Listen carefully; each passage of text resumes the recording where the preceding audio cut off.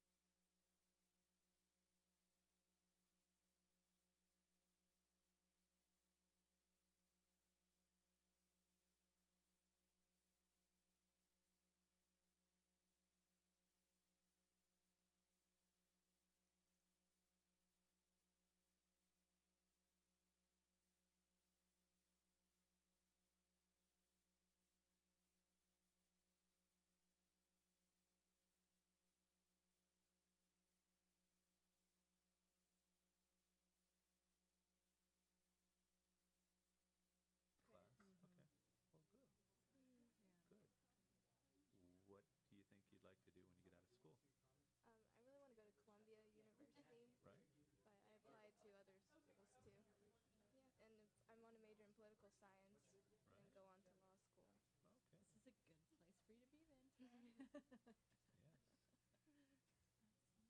And you work with Sac City Unified School District then? Yeah, I'm the executive director at the Sacramento Building Trades. That's right,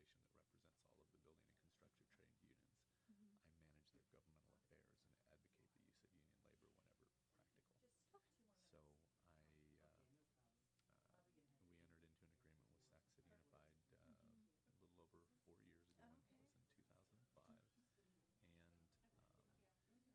It okay. was in 2005. And the program leverages school construction dollars to provide intern opportunities for students of the district during the summertime to work for contractors. That's great. And we've enjoyed the program. It's been a successful program. I'd like to make it a program in a comprehensive high school Yeah. that is full-time, but currently we draw participants for the summer program from 2 programs, one that exists over at Burbank High School Okay. and one at Rosemont High School. Oh, okay. So the one at Burbank High School is a building trades program, and the one at Rosemont is focused on the masonry trade. Oh, very neat.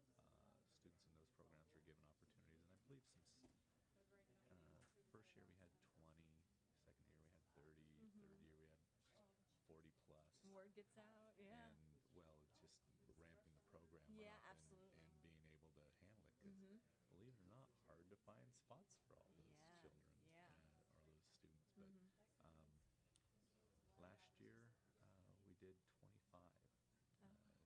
Downturn in the construction industry presented some problems, and so we regrouped, and the steering committee said, let's refocus what our goal is, and that's to put students to work. And so we are planning now for this coming summer, and well, like to be able to do it in all the schools, Yeah, but there's just yeah. there's a finite number of jobs for construction. Good afternoon. Thank you so much for braving the weather to come out for the second committee hearing on lowering California's high school dropout rate. I know some of you were at the first committee hearing, but for those of you who weren't, we focused that first committee a lot on defining the problem, about the available sources of data that tell us about California's crisis in our schools, not having more than a quarter of our students aren't graduating. We had Fight Crime, Invest in Kids come. Russ Rumberger came with the High School Dropout Project and provided some of their recent data. This hearing, we're going to focus more on some programs that are really aimed at focusing on those at-risk youth in our schools who might be at risk of dropping out, and some of the measurements of what's successful, what's maybe not as successful, what are some alternatives we can do to engage our students and keep them interested in completing high school, really examining some of those efforts on a statewide basis if we can, so that we can give some recommendations at the end of the year on what works, what we know about the problem, and really try to take us beyond just talking about the problem and moving to action, which we know is difficult in this economic crisis. But there are plenty of efforts that are happening, not just in California, but nationally. And I wanted to make sure that we opened this committee. But first, I want to thank Assemblyman Tom Amiano for being here. Because of scheduling conflicts and weather and things, we have a lot of members who are not able to be here today. But we did get a larger room, so we don't have just standing room only this time compared to our last hearing. So I do want to make sure that I share with people in California some of the stuff that you may not see in your own neighborhoods, that are national ad campaigns that are happening right now. Based on, this is the website boostup.org. And they currently have 4 posters, and you can see them in a lot of our urban areas, on bus stops, really focusing on raising awareness about the dropout problem and getting people to go to a website to help connect with students who really need the help. And they really do a good job. If you could go through the 4 different print. You'll see two. You see one of them when you come out the room, and there's another one posted right here in the room. And we just wanted to briefly show, but familiarize you a little bit with this website that does have some resources. They are willing to send posters for people to be able to post in their schools or with their programs to help people kind of connect to other resources that might be available. But they have some TV ads too that I wanted to play briefly just to show people some of the attention that's being put on this on the national level. And the first TV ad is from President Obama. I wouldn't have been at this ceremony if I hadn't been at this ceremony first. Unfortunately, nearly 30% of U.S. high school students aren't making it to graduation. And every one of us, every parent, every friend, and neighbor, has the responsibility to provide the support and encouragement they need to make it through. Because we all need to see a lot more of these pictures.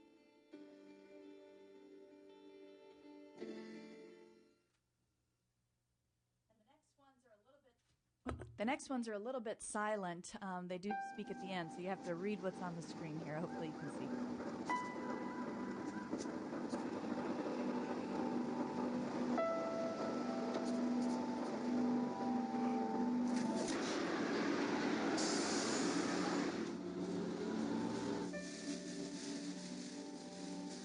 When life's this hard, graduating can be even harder. But you can help Ativa and the students in your community make it through by visiting boostup.org.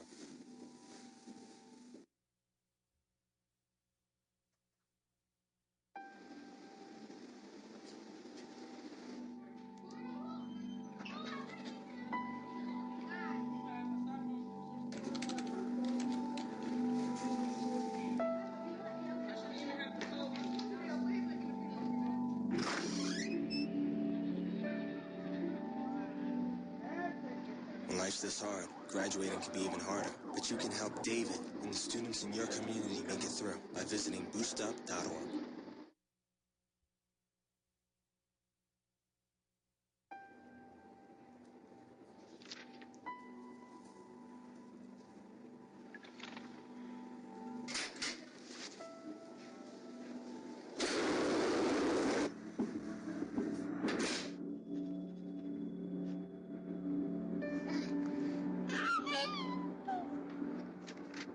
When life's this hard, graduating can be even harder. But you can help Jose and the students in your community make it through by visiting boostup.org. Thank you for your patience as we shared those ads, but I thought that they were powerful enough that we really should be talking about them here in this committee.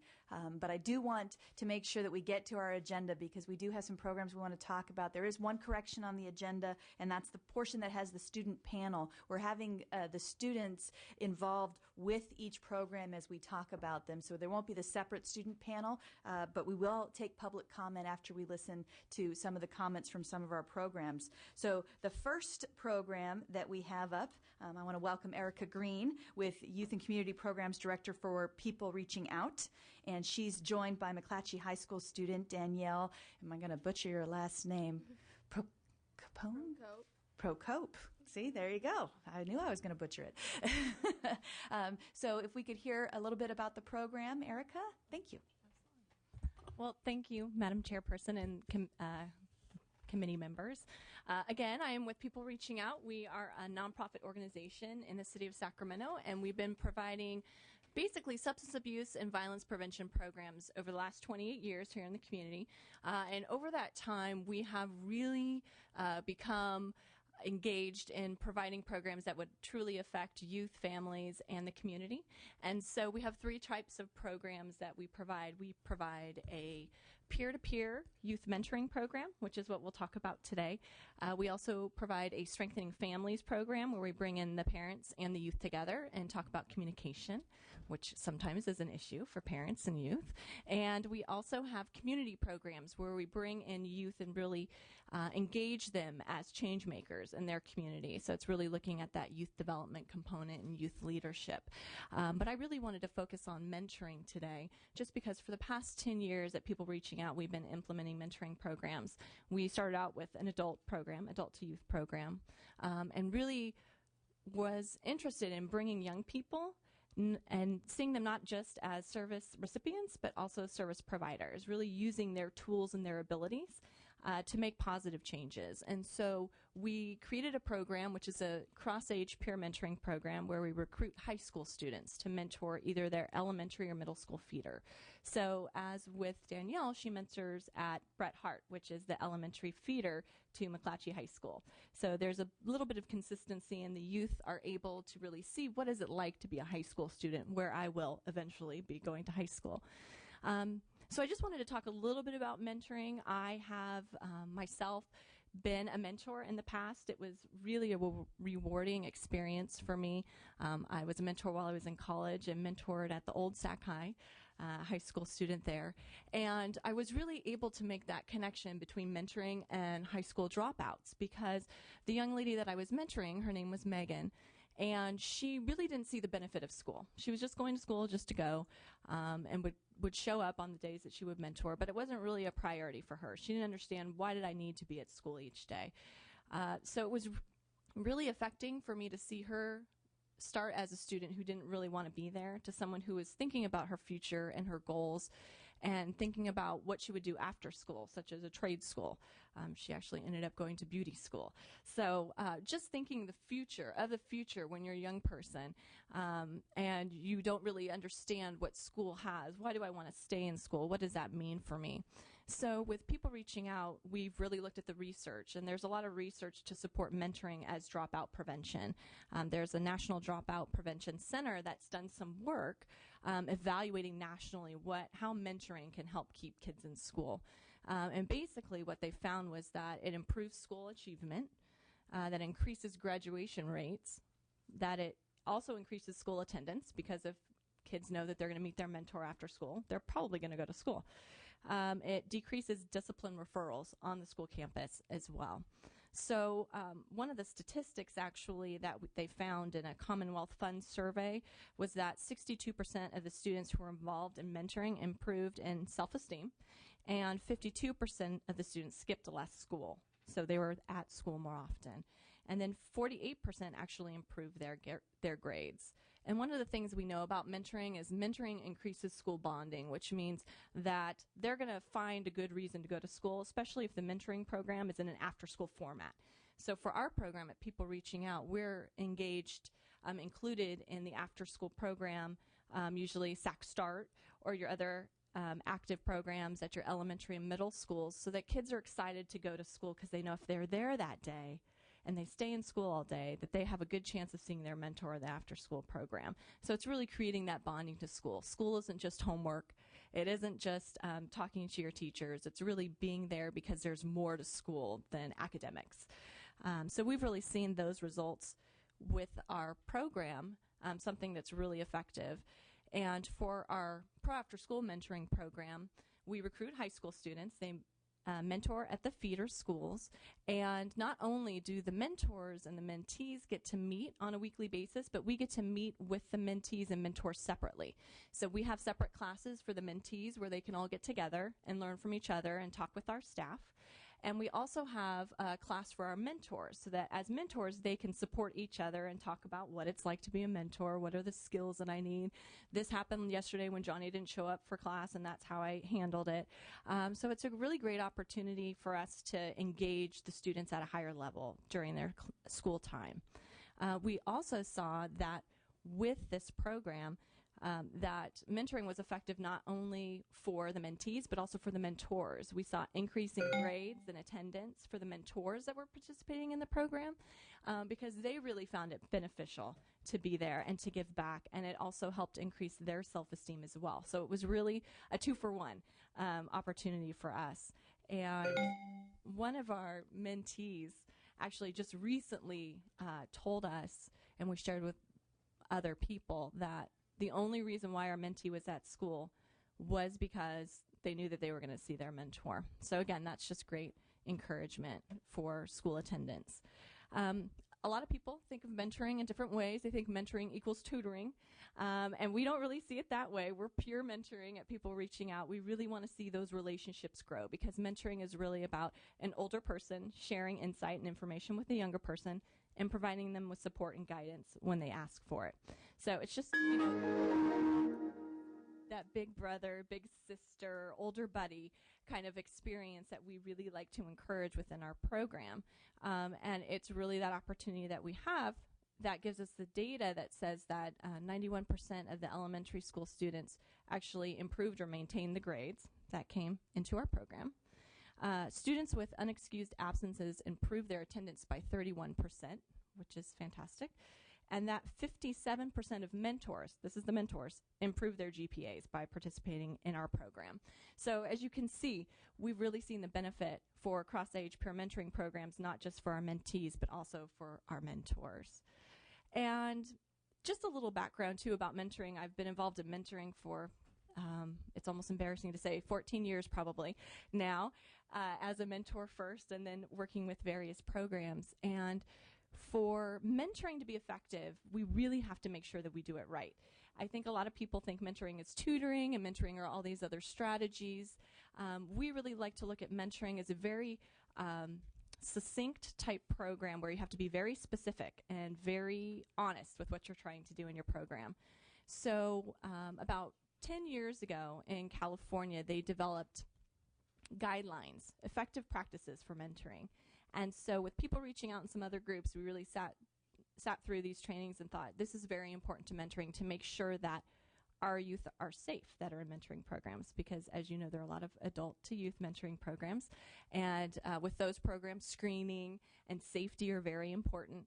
So what this national group developed was a set of guidelines and tools called the Elements of Effective Practice. And they really gave us a guideline or a prototype on mentoring and how to make sure that mentoring was done carefully so that it could be effective. Because mentoring, if done wrong, can be very harmful for young people. So what they found, not to bore you, just to go through the strategies really quickly, is that mentoring must identify the type of mentees and mentors that they want to work with. Some programs work specifically with foster youth. Some programs work specifically with mentoring children of prisoners. So there's different categories, different risk factors for potential mentees in our programs. That it actually must identify the characteristics of the mentors as well. So there are some programs that look for mentors in particular business areas where there are young people who are interested in guidance and what they may want to do with their future in terms of employment and college and things like that. That mentors must be trained and screened for safety. That means checking their DMV records if they're driving the students around. That means Megan's Law checks, all of those things that would ensure that our youth are safe. That there has to be a plan to match the mentors and the mentees. That you have to know, is it by gender? Is it by things that they enjoy to do, recreation activities? And then also that there has to be some type of policy and procedure to oversee the match to make sure everything is going well, that there's communication, that the mentee hasn't just stopped coming to the mentor-mentee meetings, and other things that do pop up. And then there has to be some type of policy on closure. So if a mentor or mentee were to leave the relationship earlier, that they're able to communicate about that, and that there's really no hard feelings between the mentor and the mentee. Most mentees have trust issues, and so if another person comes into their life and leaves earlier than they were expecting, that definitely is harmful to the mentee. So these are all things that are critical when we talk about mentoring and mentoring done well for our programs. And that's something that we integrate at our program at People Reaching Out. And when you're talking about what makes an effective program, as you just heard me say, they're pretty comprehensive. It takes a lot of work and a lot of energy and time and staff hours to put together an effective mentoring program. So in the heyday of mentoring in the 90s, when we had Governor Gray Davis here, and he was supporting the Governor's Mentoring Partnership and National Mentoring Month, which is this month, by the way. Happy National Mentoring Month. January's National Mentoring Month. They were really supportive of technical assistance and training with mentoring program staff to ensure that they were following these practices, and that there was support there if mentoring programs had any questions or they wanted to talk about any different type of styles, group mentoring versus one-to-one mentoring. There's so many variations in mentoring that to have that support by the state of California, there was technical assistance and TA grants that service providers and providers within the city of Sacramento and Folsom were providing throughout the state to mentoring programs, that it really brought California up to a certain level with mentoring. California was always ahead of the curve when it came to mentoring and mentoring practices. And about 5 years ago, those technical assistance and training opportunities went away. We had the governor's mentoring partnership, and that was, I think, moved into something about general volunteerism. So there wasn't that specific support for mentoring anymore. And I think that with the last 5 years, we've seen a real lax in mentoring programs and what they've been able to accomplish in this state. I think the rest of the states now, like Minnesota and Michigan, are now ahead of the curve when it comes to mentoring because there really is that state support behind it. So in closing, I'd just like to say that People Reaching Out contends that mentoring, if done effectively and with support, prevents youth dropout rates in California. It creates that opportunity to bond to their schools, to feel like they can accomplish things that they may not have felt that support in the past. And that peer mentoring really provides that opportunity for mentors who are high school students to also increase their grades, to also increase their school attendance, and to feel better about how they're giving back to their community. So now I would like to hand it over to Danielle Procope, who is a mentor in one of our programs at McClatchy High School.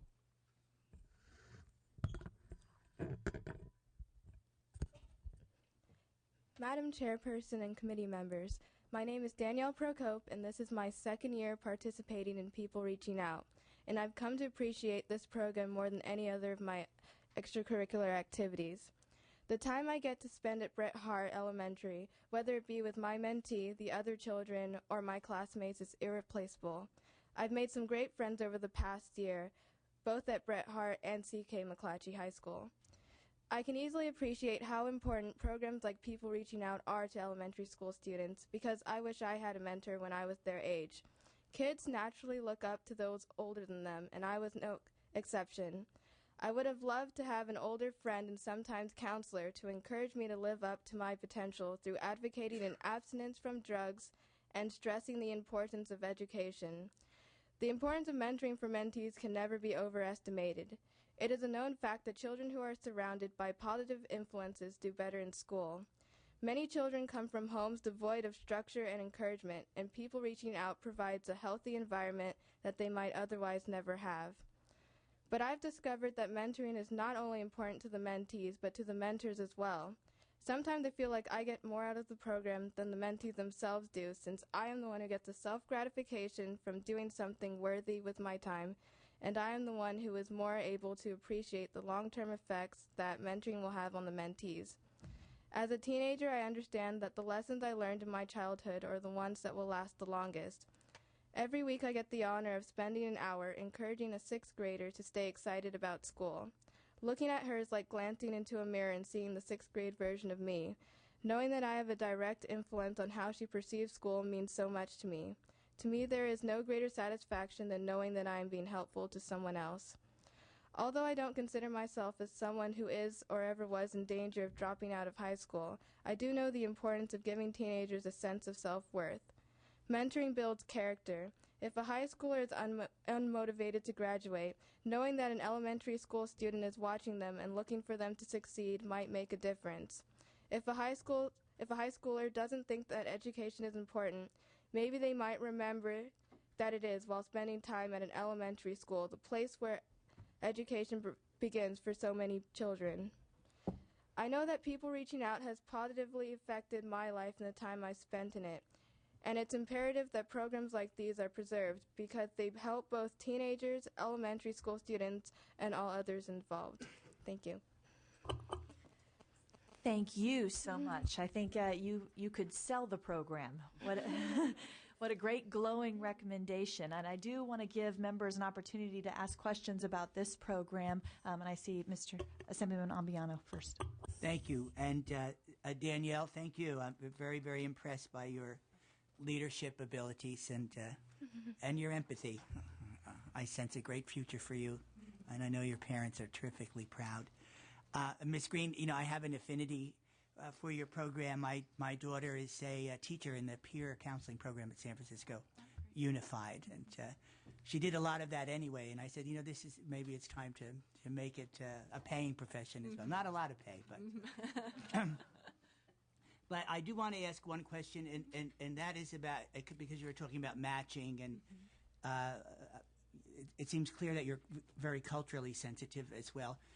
But about the kids who are questioning sexuality, the lesbian, gay population, or even parents of gay children, and what experience you might have had with that, and does it come up? I would imagine in a junior high school.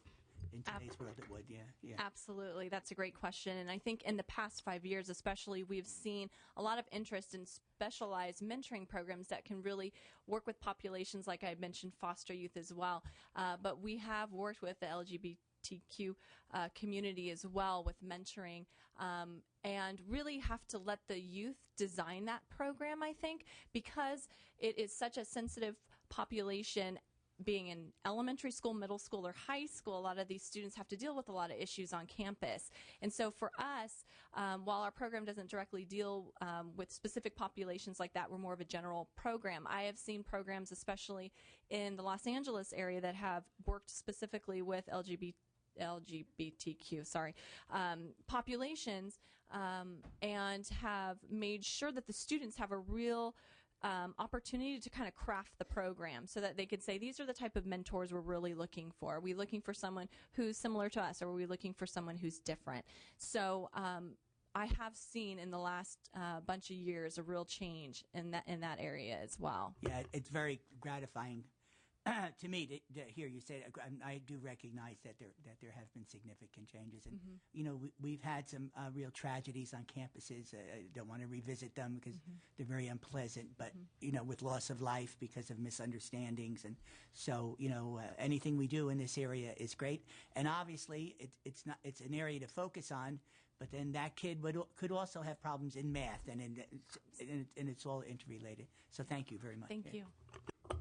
Thank you. And I want to welcome Assemblymember Barry Hill and Assemblymember Knight, who have joined us. And I understand Assemblymember Barry Hill has a question.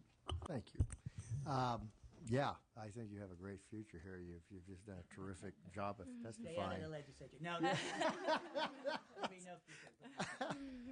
She's smart enough. Yeah.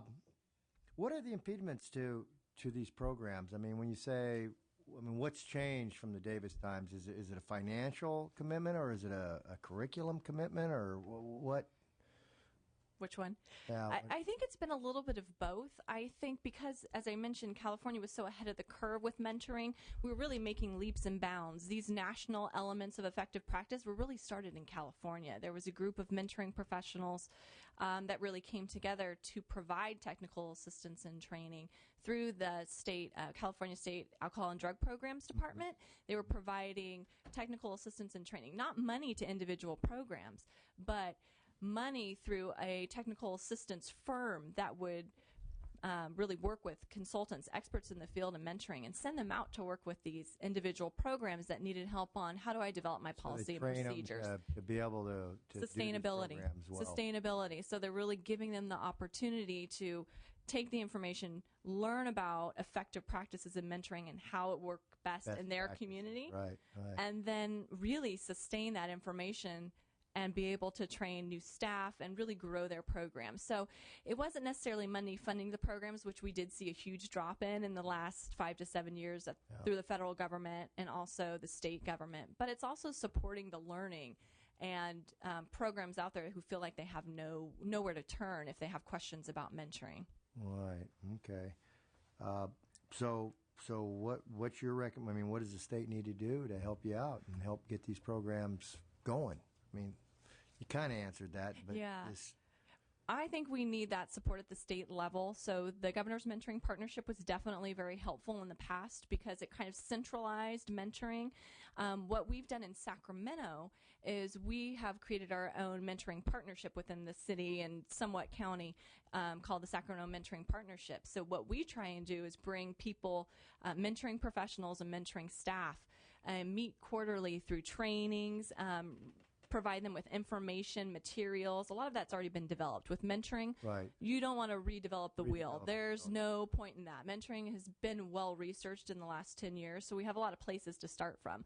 But I think if we were able to actually fund some mentoring programs to kind of be training places for other mentoring programs to provide mentoring support to their staff so they can really develop and ensure that their programs are safe. So for some smaller programs, fingerprinting is an issue because it's expensive. So depending on where they go to have their mentors fingerprinted, it could be anywhere from $20 to $80. So for them, that's an issue, and they may not have the money, and the mentors may not have the money, so then they just may not fingerprint their mentors. So you see how this can definitely negatively affect our youth who are in those programs. So I think it's a little bit of both. I think we do need some funding to support mentoring programs who are doing good mentoring, but I also think there needs to be some support either through funding consultants or other professional mentoring organizations that can provide that TA and training to other groups. Can the local, I know we have my daughter's mentored elementary kids I think she was in junior high when she was mentoring 4th, 5th graders. I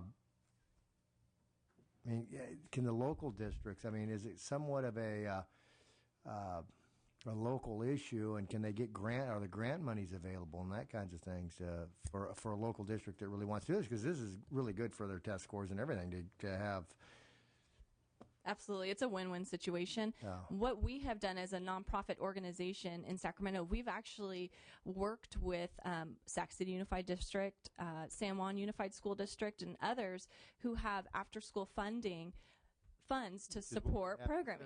Is after school. Exactly. Yeah, I think they use some of that. Exactly. So we just kind of put ourselves into that after-school program, and with the students that are attending after-school programs, that's where we recruit our mentees. Yeah. And then our mentors are coming from the school site. So we've really got great partnerships with school districts that say we can't do it ourselves. We don't want to tax our teachers.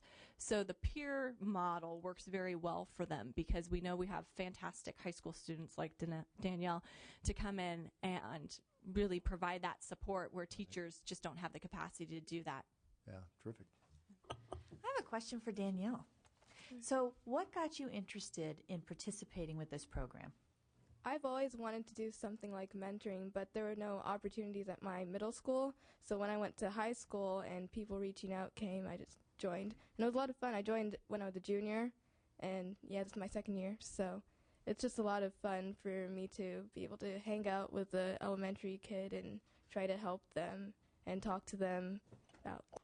It's just like having a friend, basically. Do you know what you want to do after this? After high school?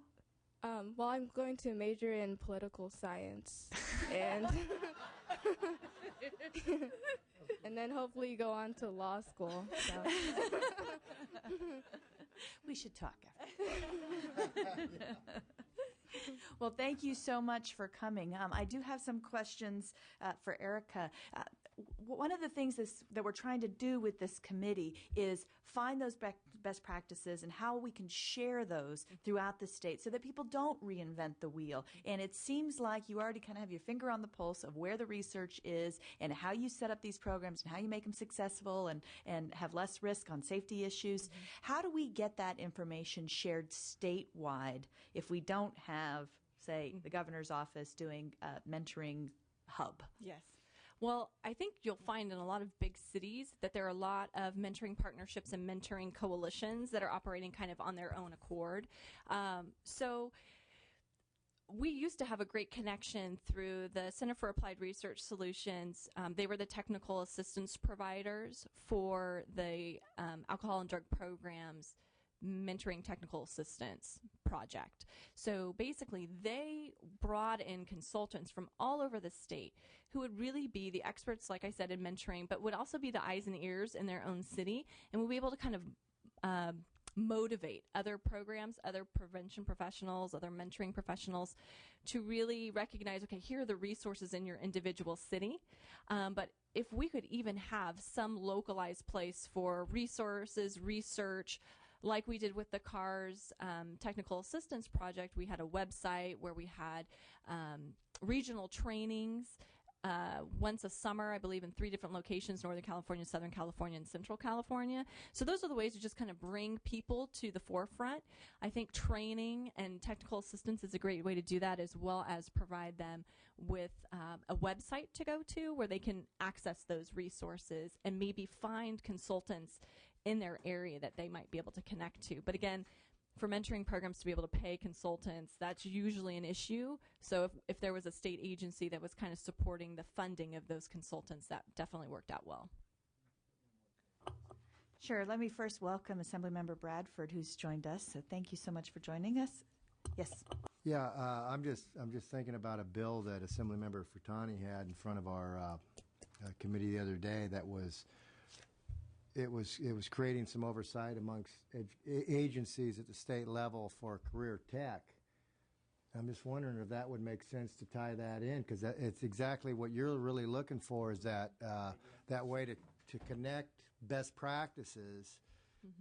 It's one thought I got. And the other would be, do you guys do, I know when I was on the school board at the CSBA conference every year, there would always be seminars that oftentimes, if I go to your seminar and you're showing this, I bring it back to my district and say, hey, these are the practices that district uses, and then you implement them. And we did that on a number of cases, and we actually presented on a number of cases as well, of things we were doing that other districts just weren't. So that's another road that might be traveled to get the word out on the best way to do things and show your programs. Absolutely. And I think in ourselves, people reaching out, we definitely do that. We have great connections to the school districts, as I mentioned earlier. But for those mom and pop organizations that may not be as established and may be looking for how to start up a mentoring program, or working with, what are the inroads you take to get those connections to the school district? And that's what we've tried to do with the mentoring partnership in Sacramento. But that's definitely one way we've utilized in the past. Well, thank you to both of you for coming and sharing information about your program. We're going to move on next to Matt Kelly, who's the Executive Secretary of the Sacramento Sierra Building and Construction Trades Council, because this is one of those other areas besides mentoring programs that we can try to make high school relevant for our kids that are dropping out because they want to get a job and don't really see how high school is relevant. And Matt's going to talk to us a little bit about how they address that issue. Well, I think a prime example of the way we address that issue, or the individuals that need that issue addressed, would be each of the folks that were in the film clips from the ad council that you showed earlier were in a position where they needed to change their situations. So as a student struggling through high school, trying to graduate from high school, when they do graduate, they're faced with, what am I going to do next? And in many instances, what they need to do next is they need to figure out a way to find employment and begin taking care of their own things. Certainly, one of the things that we look at in the construction industry is the opportunities that our apprenticeship programs provide for young people. And it is nice to look at the opportunities that exist for young people that are not inclined to complete school. You've got many students that on a daily basis are struggling with whether or not they're going to complete high school. I think that it was outlined well in those advertisements that you saw also. So once those students get to school, it might be their sophomore year before their situation is such that they don't believe that they're going to complete high school, and they become disengaged, and they become disengaged for a number of reasons. And one of them is that what they're learning at that time seems to have no effect on where they're heading. They don't intend to go to college, and I know that's a decision that's a harsh one to make as a sophomore in high school, but certainly in many instances their situation is one where they need to move on, and school just doesn't seem to fit into the program, because clearly what is being taught is the standards A through G, and we understand that, and we understand that that is the law and it must be taught, but certainly it doesn't seem to fit into their picture of where they're going, and they need to figure out, okay, what's more important to me, figure out how to make a living and improve my situation, or is there a reason to continue going to school? And what we like to think is that there are many opportunities for that student if you're able to repackage A through G and feed it to them in a different form. And certainly a construction trades program in the high school curriculum is something that can give an individual that is struggling with the idea of dropping out or continuing, it can help them understand that at the end of the road, what I'm learning right now will provide me with employment. Currently, what he's been taught is going to provide him with the opportunity to graduate from high school and go to college. Those are important things, and it's again, I think it's a harsh decision a young person makes that that's not the direction they're heading. But nonetheless, when a student is given the opportunity to enter into a program in the high school which provides career and technical education and the opportunity to get a job when they leave high school, I think it turns things around and it gives them a reason to stay engaged and stay in high school and graduate. The Building and Construction Trades Council is a labor organization that represents all of the building and construction trade unions in the Sacramento area. You probably know some of my counterparts at the state level. I operate on the local level, and thus we have entered into an agreement with the Sacramento City Unified School District. It is a labor agreement for construction projects at their district in excess of $1 million. And part of that program was a Construction Technology Academy. This Construction Technology Academy is leveraging school construction dollars and providing intern opportunities and workforce development opportunities for students of that district. The program the agreement was signed in 2005, and we started the following year, provided intern opportunities for 20 students working for contractors that work for that district. Students are treated as though they are ROP students, and they receive college credit for the summer work that they put in. Students are selected from 2 different trade programs that they have within the district. One is a masonry program, one is more generally building trades oriented, and that program is or individuals for the program are drawn from those 2 programs and given an opportunity to work as they were tradespeople in the construction industry throughout the summer. Students are given an opportunity to make pretty good money for a high school student. It's $10 an hour. Over the course of the summer, they work 32 hours a week, and they work Monday through Thursday. Friday, they come back to the classroom. They regroup, exchange ideas, and have a presentation from a contractor or an apprenticeship program that helps them understand a little bit more about the construction industry. And what we're trying to do is give these students the information they need so they can make a educated decision as to whether or not they would like to select the construction industry as a career choice. And education statistics show us that the high school curriculum is not designed or is designed for college preparation. And 60% of your high school graduates do not enroll in college. In 1 hour, 6 dozen students will drop out of school. Tomorrow, 3,000 will do the same. This year, 1 million students will drop out of high school. As far as education statistics go, undergraduate education, nationally, 22% of college freshmen do not meet entry-level math requirements. Math is an important component for the construction industry, and when we talk about a program that provides career and technical education to a student, the last thing we want any students to think is that we're not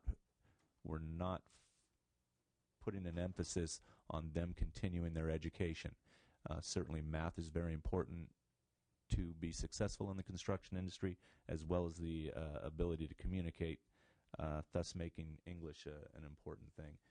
Certainly when you're interacting as a foreman on a project or a superintendent, you work back and forth with architects, engineers, you have to be able to articulate your problem to them in writing so that they can give you an adequate answer back.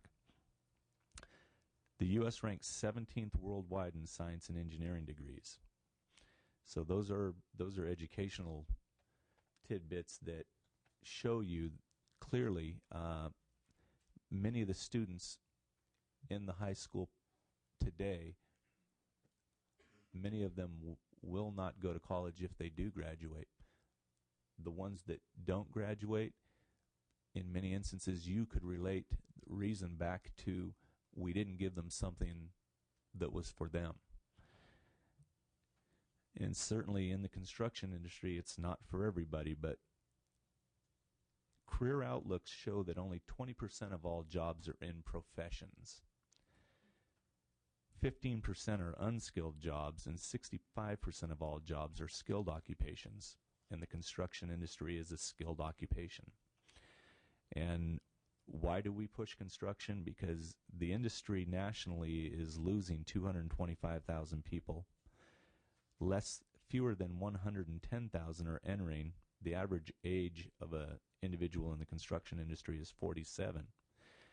And we're looking at a workforce deficit of over 800,000 in the near future. So construction industry is in a downturn now, but if you've been around, you understand that these downturns happen. It is cyclical, and the pendulum is at the bottom right now. Soon it will be at the top again, and certainly we will need individuals to fill positions in the building trades. Talking to a young person about the construction industry, the last thing we want them to think is that, well, I can't do anything else. I can always do construction, because certainly nothing could be further from the truth, because if you can't do anything else, chances are you can't do construction either, because our industry is not one for the timid. It is hard work, and it takes place in inclement weather. You work in a tough environment, whether the weather is raining or it is blazingly hot like it gets here in Sacramento. But I have some sample work weekly earnings, and if you have some high school, $411, some college, $623, an associate degree, $681. These are sample weekly earnings. A bachelor's degree, $890.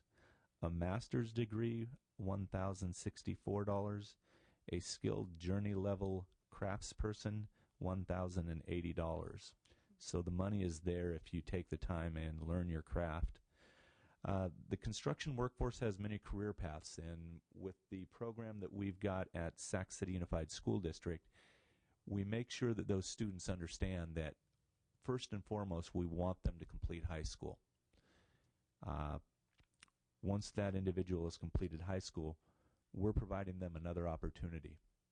When they're looking at the opportunities that are available to them, certainly we talk to them about the career path and the fact that as an individual in a construction apprenticeship program, we want them to look at it that they are, it's the other four-year degree. Certainly they're not giving up on their effort to further their education. They're just taking it in a different form. One of the problems we have is the image. Certainly counselors and educators alike don't think of the construction industry as a preferred field to enter into as a student. And certainly when we poll counselors, even after we've given them, or prior to presentations that we've given them, 55% said no, they would never push a student towards the construction industry. Certainly the pay is considered different by whoever you ask. Many people don't believe that construction workers could make up to $100,000 in a year. And not all of them do, I should repeat. I don't want everybody to think that that happens. Right. Not all of them do, but certainly you can. And certainly parents, it's not something that we're able to convince parents of easily. Parents don't want to think that their children are going to belong or be in the construction industry because it just has a stigma to it that's not popular in many instances. But what we have at the Sacramento City Unified School District is a program that provides an opportunity for everybody to win. And with respect to the other four-year degree that I talked about, if you take two individuals that are leaving school at the same time, and one is going to go on to college and one is going to enter an apprenticeship program, certainly at the end of 4 years, each person is in a far different place in their life, and the last 4 years has been considerably different. Individual that is off to school, probably working part-time, meager existence while they're attending school, with very little opportunity to earn money. With a construction apprenticeship program, first year, individual is working, receiving on-the-job training, earning a wage that's a fair wage for an individual that is beginning, and they are covered by health care benefits, and they are getting a lifetime or a jump on their lifetime earning potentials, not to mention contributions to their pensions. At the end of the 4 years, the individual that's been in the apprenticeship program has clearly established a work history for themselves. The opportunity, they have, again, on their way to a pension. They've been covered by health care for the past 4 years, and they are working in their chosen profession. And we know well that many people that graduate from college, depending on what their field of choice is, have a difficult time finding employment in their field of study. Certainly, they have difficulty finding employment because they have no prior work history, and it's just a considerably different place to be at the end of 4 years. But our thought is that in the school setting, that if a student can be given an idea that what they're learning at the time can equate to a job or the opportunity for employment when they get out of school, that they are far more likely to stay engaged and participate at a level that is high because they are interested in what exists for them at the end of that 4 years. In our program at Sac City Unified School District, it's been a little over, not quite 120 students that have participated in the program in the past several years. And while the numbers are small, I do know that 80% of those students have improved their grade point average, and 100% of those students have graduated. So while the numbers are small, we believe that they are indicative of the type of effect a career and technical education program has on students. So we appreciate the opportunity to appear before you today, and we thank you very much for inviting us. Thank you so much. I think in this era of budget cuts, we tend to cut a lot of the programs that used to be the career technical education programs and ROP programs of my generation. So it's nice to hear of creative ways to get those into your contracts and creating internship programs that wouldn't otherwise be there had you not taken that initiative to include it in your contract. So I appreciate you being here. Any questions from the members for this speaker? I just wanted to thank you for a very candid and well-paced presentation, and you didn't shy away from some of the prejudices that have been institutionalized around an honest day's pay for an honest day's work, and the dignity that's. And also, I know that in San Francisco, we're trying to make up for lost time and get as diverse a population and apprenticeships as possible, and that there's payoff there. And of course, with the green job boom and solar panels and solar technology, there's a lot of room for advancement and enhancing skills. And I think 120 is pretty good considering the context that we've been talking about. So that 120, I think, is going to become more than 120, and just very welcoming. And Mr. Berryhill had asked Ms. Green, what help can the state be around this. So if you have any suggestions, I would certainly say that the funding of career and technical education programs, whether they be construction or otherwise, are paramount. Yeah, in our city, the community colleges did a lot of work with the Unified itself, and then they did have an auto repair shop on campus, et cetera. And then that unfortunately fell victim to funding cuts. They have a culinary a program there as well. It's not the trades in that sense, but the template is there. Mm-hmm. So, well, and if I could, certainly I think that joining an apprenticeship program and becoming a tradesperson, again, it's not something you have to do forever, but it can certainly set you on to different directions in your life. And joining the Carpenter's Apprenticeship Program after working in occupations of restaurant employee, bartender, joining the Carpenter's Apprenticeship Program when I finally had to have some responsibility vis-a-vis, a family. It was the best decision I ever made. Worked as a carpenter for many years, was taken into the office and taught the management side of construction, worked in construction management for a number of years, and have been at the building trades for the past 8 years, and believe that the opportunity for young people in the construction industry is a good one. But I do temper that with it's not for everybody, because, again, it's a tough industry. Thank you so much. I'd like to bring up our final panelists. We have Michelle Rivas, who's the board president for Twin Rivers Unified School District, and 2 students with her who we're looking forward to hearing from, Francisco Correa and Shelby Scott from Grant High School. And there are 2 programs currently in action at Grant Union High School that connect curriculum with community stewardship, as well as create opportunities for careers after graduation. And we're looking forward to hearing from Ms. Rivas on that. Thank you. Hello, and with the committee's permission, I'd like to ask Mr. Craig Murray to come up as well. He's the principal at Grant High School. Again, thank you very much for allowing us this opportunity. Again, I'm Michelle Rivas. I currently serve as the board president for the Twin Rivers Unified School District.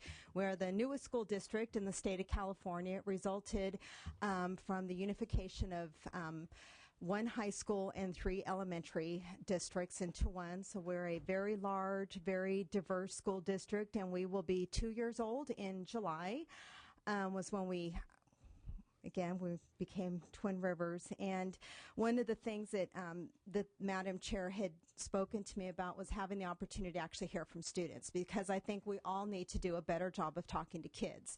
You hear from board members, you hear from administrators all the time, but again, the kids is why we're here.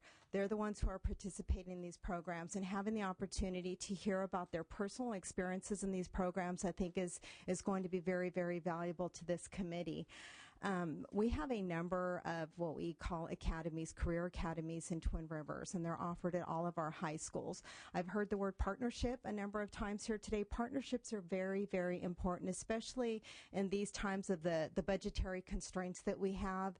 We have a number of partnerships in Twin Rivers with businesses in Sacramento, some very large and some very small. We have culinary academies. A lot of our students have been trained by Biba herself, and they are fabulous cooks. They cater a lot of the events at the district. We have a partnership with Safe Credit Union. So one of our high schools, we actually have a bank on the campus. And again, providing career pathways for students is very, very important. We need to make their schools relevant to them. Help them learn about careers. If they have a passion in a particular field, we try to help feed that passion and give them opportunities to go into those environments. And with that, like I said, for us, it was having the students and hearing from them. And our first student is Shelby Scott. She is a senior at Grant High School. She's been at her entire high school career. She's involved in the GEO program at Grant. She is a a very well-respected athlete, very involved in a number of programs and functions at the school, a real role model and an inspiration to her colleagues. And our other student, Francisco Correa, he graduated from Grant High School. He's currently a student at Sac State, and he participated in our criminal justice program. So I'm going to ask Ms. Scott to go first, and I'm sorry, Mr. Craig Murray, who is our principal at Grant High School. I'm going to ask Ms. Scott to go ahead and share her story with the committee. Thank you. Thank you. Welcome, Ms. Scott. Hi, I'm Shelby Scott, as you know. Personally, for me, my experience being in GEO, Grand Environmental Science Academy, it was basically freshman year. Didn't really know what I wanted to do. It was just high school. I was just going. It was boring. And I had a presentation. I think it was my English class. And I seen it was a group of students, and Mr. White came in, and he was telling us about the Environmental Science Academy and how this is what you are to your planet, and this is why it makes a difference. And I was like, okay. And then I seen my best friend Marisha stepped up to the mic, and she was telling me or telling the class about the program. And from that point on, it clicked. Because right there I said, I want to be a part of that. And from then on, 10th grade, it was like, this is what drew me to the school. This is why I wanted to be there. This is what connected me to the school. I had a high self-esteem, and school was always okay. But being in the Environmental Science Academy, it built up my character, and it made me realize my self-concept. This is why I need to be in school. This is why grades matter. This is why I need to have this training. And as you can see, it's just like being there. We've become a family. Being in the environmental science classroom, you see these kids 2 and 3 times a day, and you go, this is a part of why I come to school, because I have people encouraging me who want me to be here. This is why I want to come to school, because I have things that I need to learn in class that I wouldn't learn out on the streets, that I would fall victim to if I wasn't going to school every single day. And really just being in the Environmental Science Academy, it brought out a passion that I had for school, or that I've learned that I've had for school. That's it. Thank you so much. We'll wait till the whole panel's over to ask questions, so we can hear from everybody first. Mr. Correa. All right. Good afternoon, everyone. So I'm just gonna give you guys a brief overview of my 4 years of the Criminal Justice Magnet Academy at Grant. As you heard, I am a graduate of Grant High School. So pretty much, let me go back 4 or 5 years when I entered in as a freshman. I didn't have a future plan. I wasn't well educated. Elementary school and middle school just flew past me. I barely made it through into high school. So coming into high school, I was very unprepared. I started out in low-level math. I had to take 2 classes for math, actually, because I barely passed pre-algebra in 8th grade. And I was very, my confidence level was down the drain. I didn't know what I was going to do in the future after high school, even if I was going to graduate. And for me, it was more like, well, I want to do something fun in my life. I'll play poker, and, maybe I'll make money off of that, maybe. Or I'll join the Marines, or, stuff like that, like things that you could get through by very easily. I was in the Criminal Justice Academy in my freshman year, but I wasn't very involved like everyone else. The whole purpose of the academy is to get you involved into the community, and for the student to play a role as a leader, and to get you active and prepare you for what's ahead. I wasn't on that task. If you ask my teachers, especially the one in the back over here, Mr. Harris, I was a knucklehead. I would go off, do my own thing. So pretty much the academy flew past me just like middle school and elementary.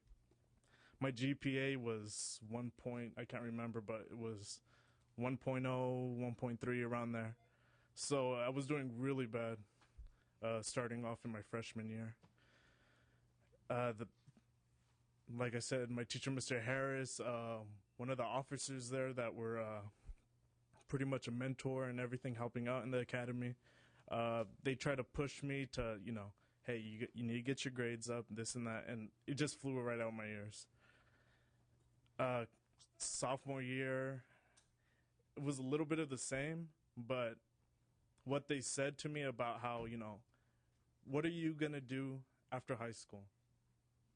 And pretty much I was, well, this is what I want to do. And it's like, no, that's not what you want to do, because that's not going to get you where, you should be at. So they were giving me that motivation to push even further. My standards were right here. Their standards for me were up here. So looking up, it's like, how can I do that? As I progressed throughout my years in high school, I started improving little by little, just taking little steps at first. My GPA started raising up, 2.0, 2.3. But then something just hit me like junior year. It just like blasted me. It's like, you know what? I'm better than this. It's like I could push myself even further. And that's what the academy helped me with. Through community service, through playing leadership roles in the academy. Because to start off with, I didn't feel like I was somebody.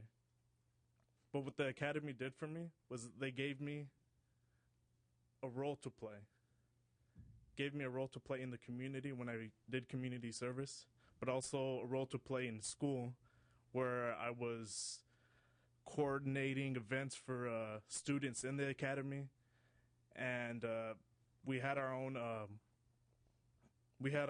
activities in school, cleanups and all that, and things that I would be organizing myself along with other group leaders. And just giving me that sense of responsibility, leadership, it made me feel like, I'm someone in this community. I'm playing a role. And that's what hit me my junior year. My GPA boosted from 2.3 to 3.8. I mean, to me, it was amazing. I'm first generation. And it's like, I'm the big brother in the household. They're going to look up to me. So I need to show them an example. And that 3.8, my junior year, it was amazing.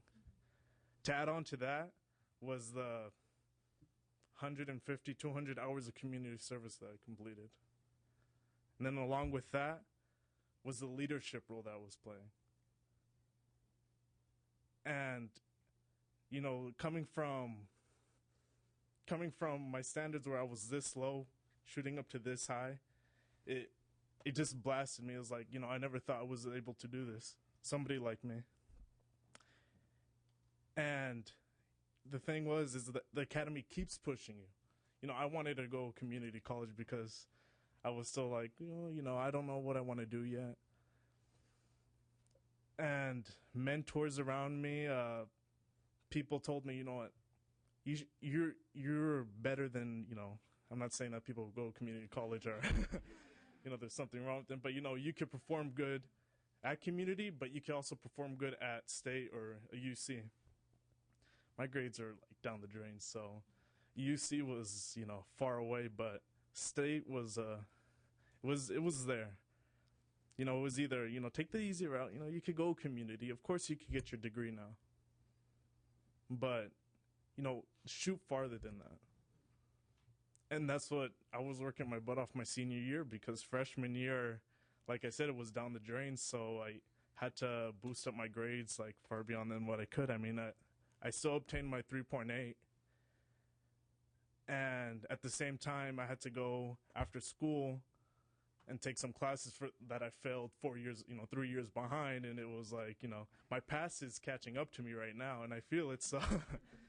So, but my senior year, mainly what the academy concentrated on was like, you're going to graduate.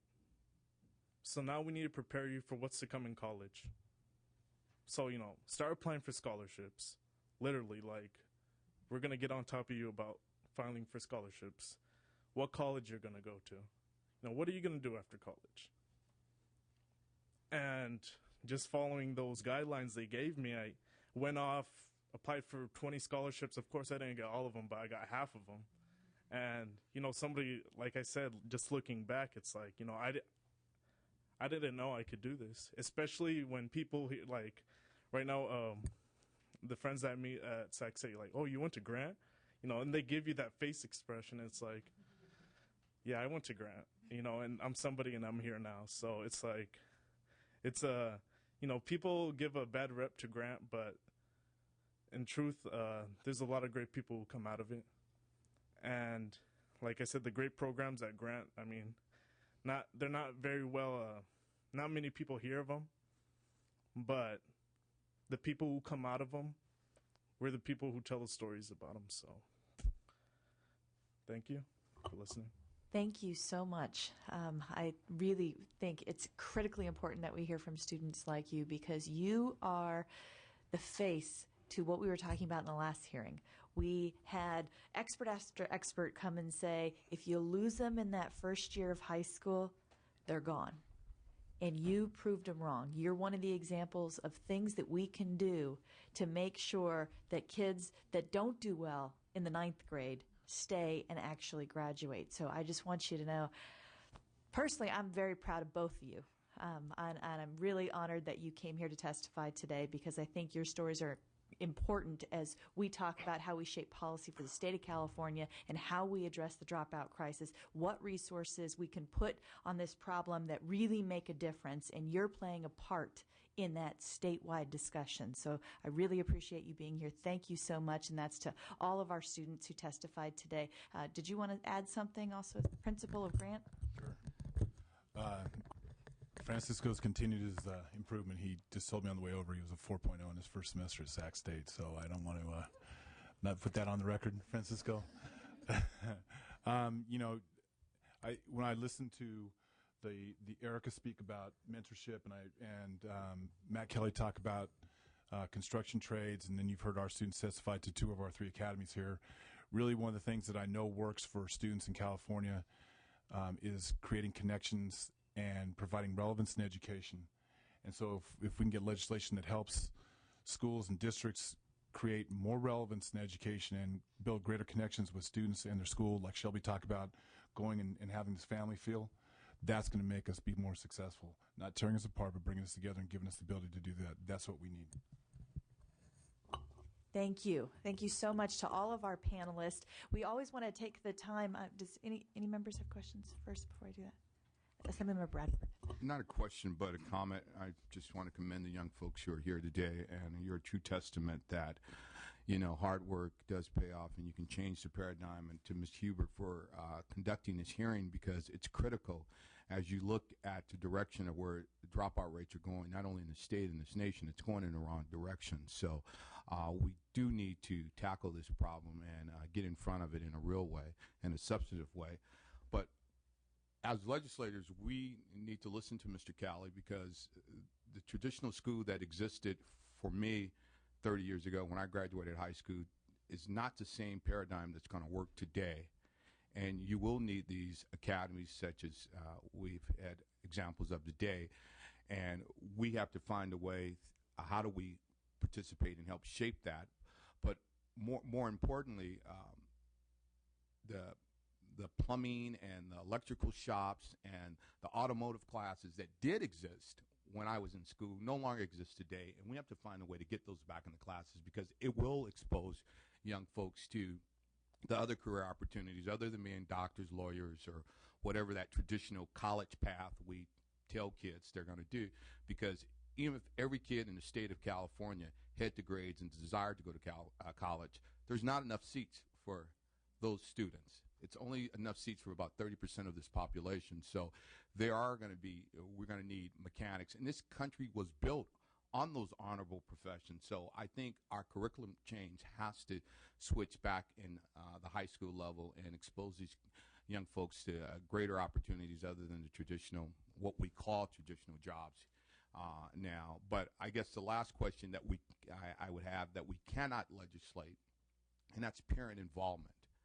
And I think that's critical, and I think based on hearing the mentors, their playing that role, but I'm pretty sure your parents were involved in encouraging and in pushing. And I think that's what's going to happen, because when I go into some of these schools where we have low performance rates, on PTA nights, you can shoot a cannon through that school, and it's no parents there. But in those high-achieving schools, you're parking 3 blocks away to get to campus. So parent involvement, and we can't legislate that, but that has to be a critical part, and I don't know how we address that, but I think that helps too. So. Yes, Madam Chair, thank you. I'd like to respond, and those are all very good points, and you're right. Parental involvement is key, and one of the things that we do in Twin Rivers is we have a number of community meetings. We go to every single part of our school district. We do them at all different days of the week and hours of the day, because we understand some of our parents work in the evening. I mean, I can get to a meeting at 7 o'clock at night. Some of our parents are going to work at 7 o'clock at night. So sometimes we'll hold those town hall meetings, community forums on a weekend or in the morning. We have them at several times. We also have our district advisory council. It gives all of our parents the opportunity to be informed about what's happening at the school district. It gives them the opportunity to have an input in what we're doing. So you're right. Parental involvement is very, very important. And right now, schools, school districts and individual schools, that is one of the things I think we're all trying to do a better job at, is making sure that we are in those communities and we're making every effort possible to go to them, because again, our school district is very diverse. We have a lot of low-income areas within our school district. Some of our parents don't have cars, so we go into those neighborhoods and we have town hall meetings with them to make sure that they're engaged. And so, again, the partnerships are key. Creating relevance in our schools for our kids are key. Parental involvement is key, and I think one of the things we all need to make sure that we think about is every single school is different. They're all very unique. If you came to our campuses, we've got 4 high schools in our district. They're very, very different cultures. The student population is different. So some of the programs we have at Grant may not work at Foothill High School. Some of the programs we have at Foothill aren't going to work in Rio Linda. And that's one of the things that we all need to remember. It's very different at every school site. And again, the best way for us as policymakers to make good decisions is to make sure we're talking to our kids. And that's the part I think that in a lot of the discussions has been missing, is we need to hear directly from them. What programs are we offering to you that's helping you see a better way and giving you hope for a future and helping them be the real next leaders? Because right now, I mean, you'll see we've got 2 students here who, you know, and I mean, I am one of those students, and I shared the story with Shelby when we met yesterday afternoon. I often say I liked high school so much I stayed an extra year. And I'm not kidding. I did. And I had to go to summer school for 2 years in a row in Woodland because we didn't have it in Sacramento. But somebody at my school must, and we talked about this because I said, I don't know what happened. Just one day I was walking home. Oh my God, I'm not going to, you know, I shouldn't have been surprised by the fact I wasn't going to graduate on time, but I was. And, you know, he said, somebody must have said something to you at one point. And again, relevancy, parental involvement, and our students, they know when people care about them. And just taking a little bit of time out of your day to connect with the student, talk to them, learn about what their issues are, and try to help them see a better way, they will never, ever, ever forget that. So I think, again, that's something we need to talk about as well when we're having these discussions. And again, we really appreciate the opportunity to be here and to bring our students, of whom we're very, very proud. So thank you. Thank you so much. And that's a good note to transition to public comment, because we want to hear from you. A lot of you have been here for the entire committee hearing, watched the television ads all the way to the programs that have been working in this area. So if you have anything to add to the conversation, I invite you to come up to the mic for public comment.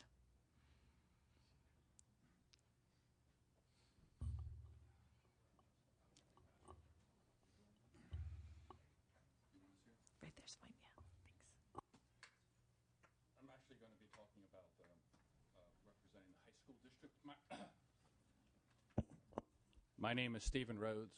I'm going to say just a few words about the High School District Association and also about the AVID program. The High School District Association is just high school districts. These are about 88, about 1/10 of the kids in the state. the elementary schools feed into these high school districts. And as you correctly pointed out, the high school districts find out that if they don't focus on the ninth graders, they will lose them. It is the key year. The time is a big issue. We only are a sixth. In California, you only have 6 periods. A lot of other states, you have 7. And that limits the types of things you can do with and the alternatives that you can give with children. If you look at the future, at the past funding for high schools and also unified districts, you will see that over time they have been kind of squeezed. At one time, unified districts were paid 20% more than elementary school districts, and high school districts were paid 40% more. Now unified school districts are paid about 4% more, and high schools around 16 or 17% more. There's been a squeezing. There's been less attention given to high schools. That's starting to change. But time is a very key element to have success with kids. And also a focus on the English language learners, and also a focus on school transportation are 2 programs that could definitely be using help. It's also our responsibility to make sure that students are aware of the alternatives that are before them. And we probably don't do as good a job as we should. Adult programs, summer school programs, online programs, and so forth to help them get their degree. The AVID program, if I can just spend a minute or 2, focuses on kids who are B or C or D level, don't look like they're going to make it through, definitely aren't going to go to college. And then mostly also kids whose parents have not gone to school. Minority children for the most part, and takes these students and works with them and sets a period aside for them. And the results are phenomenal in their getting a high school diploma and also in going to college and staying in college. And they've had a lot of studies done on these kids. And one of the things that's extremely important about the program is it gets the standards up. You go to a school that has the AVID program and you will see more AP classes. And you will see more kids taking AP classes. And you will see a bigger push by the AVID to get more AP classes. In fact, the state hired AVID when they were really concerned about the number of AP classes. And so it's not that you're going to, a feel-good. No, it's a rigor, study, work, and give them confidence and work together as a team. And it's been extremely successful, and it has several studies, independent studies, that have done work. Lastly, dropouts is a K-12 problem.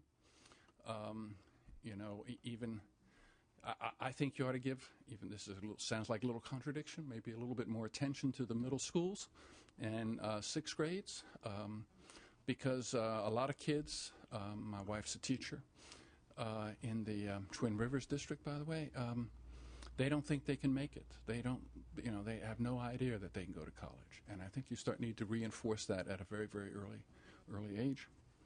And also, you probably need to focus on the college level, because what is the dropout rates of the state schools and the community colleges? I think they're very alarming, and the kids that drop out, it's very alarming, the makeup of those kids. So it's just not a high school and elementary problem; it's also a higher ed problem. Thank you. Thank you very much for your comments. Hi, Brad Strong with Children Now. Actually, also would like to say that it's also even an early learning issue, and that we need to make sure that our children are ready to learn. Children Now, we focus on all aspects of that are needed to ensure the well-being of all children. And as you know, that children need to be healthy and present to succeed. On the education front, we're focused on early learning, the transitions into K-12 and supports throughout the K-12 system, and and that includes after-school programs. The way I can contextualize it is that we need to focus on early learning to make sure that children are ready for school, that we need to focus on the transitions and make sure that students are reading by grade 3, that we provide the additional supports in the middle grades and so that they can succeed when they take the high school exit exam and are completing high school coursework. We've also been very involved in efforts to on data to inform and improve instruction and to develop early warning systems to help identify what works and which students are are at risk and need attention of services and supports throughout the pipeline. And again, to make sure that they're ready for kindergarten, that they're reading by grade 3, and that they don't have the indicators that show that they're at risk in the middle and high school grades. Towards that end, I'm here as a kind of an undesignated surrogate for a large group of stakeholders that are focused on absence, and particularly chronic absence as an issue that needs to be addressed. Liz Guillen from Public Advocates was also here to speak. She had to step out of the room. But I have a copy of a paper that was submitted to the drafters of the Race to the Top application, and it remains very relevant to any efforts to reduce dropout rates in California. To sum it up, the two issues that the paper particularly focuses on is the inclusion of attendance data in the CalPADS, the statewide longitudinal data system for education, as well as the development of early warning signs and systems for the state as well. Thank you. Thank you so much. And we did talk about some of that at the last hearing because I think the research really supports that those are good data points in order to be good, have good quality data for predicting those students that you need to be targeting. So thank you so much for sharing that. Thank you.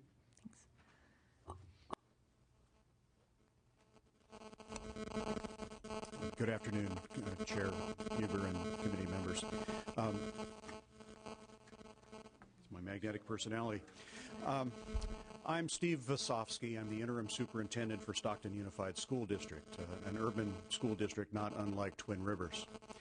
And I would not disagree with anything that you've heard today, but I would like to give you a little bit broader perspective from someone who has currently the responsibility for guiding a very large 38,000 student school district. You are taking on a huge issue. It is a multifaceted issue. It's not something that can be addressed simply at the high school level, the pre-K level, the middle school level. This is a societal issue with which you are grappling and which school districts are grappling. We are looking at a changed society where the institutions have not caught up to the changes. Right now, we are doing lots of small things. And I support Chair Huber's issue of trying to share what works throughout the state of California. But I would caution you, all of the things that you've heard today are true, but they all take money. When I was a high school principal, I put in a career pathways guidance program that not only helped kids identify what they were interested in, but where their aptitudes were. Years later, that program went away for a lack of money. School districts are now in California are grappling with 2005-06 funding levels, and the governor's current proposed budget is going to take that even deeper. We have got to get off of this roller coaster funding situation for public education. We put things in, we have a budget crunch, we take things out. Career education didn't come out because it was a useless thing. It came out because it was too expensive. Schools were forced to focus on exactly what they needed to survive. Our district right now is facing a $28.5 million budget cut. We are going to be cutting things down to the absolute core of what we need to survive. And another budget cut of the similar magnitude in the future will wipe out all the individual programs that we have that assist kids. There simply is nothing left to take. All of the things that you heard are things that interest kids. Athletics, music, AVID, all of those programs. They all take someone to administer, even if they come from a nonprofit organization. Someone within the school district still has to keep track of them and make sure that the kids are safe and make sure that there's not a duplication of effort. So I guess my 40,000-foot view of this is go back and take a look at what and how public education is funded, because otherwise you're simply spinning your wheels again. Thank you very much. Thank you. And you'll be happy to know that the Education Committee is trying to do some of that. So we'll see if we actually get some reform measures passed that change that cyclical funding so that every time we have an economic downturn, our schools end up getting cut. But the focus for this committee is really trying to make sure that the dropout issue does not get lost in the grand scheme of everything else that's happening right now, because some folks would think all we ever talk about is the budget in the state legislature right now, and I don't want us to lose sight of some of the problems that are percolating right under that budget level, and that is the California's dropout crisis, and that's why we have these hearings, and I appreciate all the members that came and listened and participated in today's hearing. We will be having another hearing. We're going to try to focus that one even on another issue and another segment of this complex problem with dropouts, but we're currently trying to clear the date for that hearing. So thank you so much for everyone who came, and this concludes the Select Committee on Lowering California's High School Dropout Rate. Oh, did we have?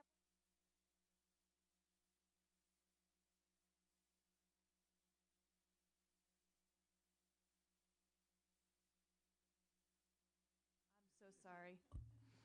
Hi, my name is Dan Sackheim. A couple of points, and maybe it's vocabulary. We talk about dropout in too many committees and too many publications, and the reference to middle school really highlights the idea that kids don't just drop out, they drop away. And I think that's a more important term because some of them actually return. The reference to adult education community colleges. Yeah, there's a girl I've been mentoring for years who dropped out of high school. She's back in college. There are many like that. And also dropping away talks about it's away from. You know, if we look at the statistics on who drops out, we find kids in those ethnic groups, that socioeconomic level, that unfortunate home situation. And we find some of those kids like that still succeed. What do they have? What don't others have? If we look at the resiliency literature and we look at what allows kids to persevere and stay in, we see in school do you have opportunities to meaningfully contribute to others and participate. You know, as Erica and Danielle said very well, and Danielle, I want your statement to distribute. You know, that keeps kids in school. They're contributors. I ask my kids at the dinner table, what have you done today to make the world better for someone who isn't you? And I expect an answer. And Dad, the educational psychology guy, says, I want you to make the world better, but also I tell him because you'll be stronger. And we have ways to give kids that participation. We have how to make it real. Kids say we drop out. We drop away because school isn't relevant to us. We're bored because you don't reference into our worlds, and you're frankly not that interested in our world and who's in it and what our goals are and what our ideas are. You know, I did a workshop at the State Achievement Gap Conference 2 years ago. I was one of 2 presenters out of 120 that brought kids in. And we asked kids, what would make this a school you would want to attend and a school you think wants you to attend? We're the only ones out of, there were 4,000 former youth. That's us, they're youth and former youth. We always disparage those youth, we're the former youth. There were 4,000 former youth, and maybe between our 2 workshops we had 15 kids. But the kids had that wisdom, and if you tap their wisdom, as talk about meeting with the mentors and the mentees, schools can be designed a lot more favorably. And I think we want to look at those aspects that keep kids coming back, not just its statistics and dropping out. And we can build schools in that. One thing we didn't talk about today, by the way, is my work is in educational options. I work with community day schools. We have continuation ed. We have all these non-cookie cutter schools. When we can't get the traditional school to match our kids adequately, they need another place. And we have 1 out of 8 schools in the state are educational options. 15% of the students at some time in their careers go through these. And they're the schools that don't get the attention. But we can actually, we in educational options talk about the save rate. We don't talk about the dropout rate. Every kid we see is on the cusp of dropping out, but we save them. You look at the dropout statistics, say Dr. Rumbarger was here before, and you saw his dropout statistics said these schools with 150% dropout rate. Well, that's not possible unless you're saving a lot of kids and replacing with more. And out of the so many more you save, some don't make it. But we talk about the save rate, and it's very effective. And I hope you with this community will focus on what I think is saving tens of thousands of kids. My third point, because I know you need some brevity, is you talk about parent involvement, and that's wonderful. But I talk about adults who care about me. And it may not be the parent who is available at that hour, or it may not be that the parent can come, or it may not be that the parent is the effective one in that student's lives. But there are some others in the community. It may be a neighbor, it may be another relative, it may be us as educators who have to stand up and be the adults who care about those kids. And the resiliency research says if you have one, it makes the difference. And so I think we need to not just talk about parents and say, wow, if you're a kid who doesn't have a parent who can make it today, you don't count.